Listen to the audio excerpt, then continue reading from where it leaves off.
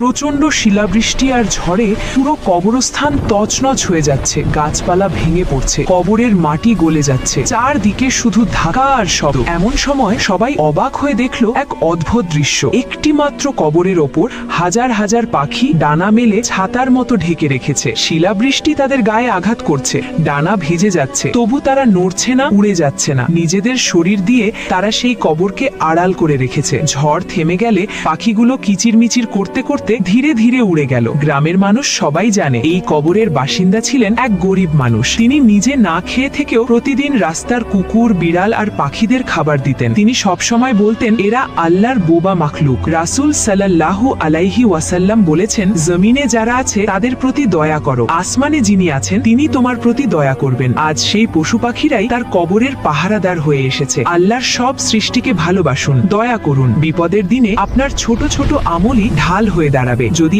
আপনিও প্রাণীদের ভালোবাসেন তবে এখনই ভিডিওটি শেয়ার করুন আর চ্যানেলটি সাবস্ক্রাইব করুন।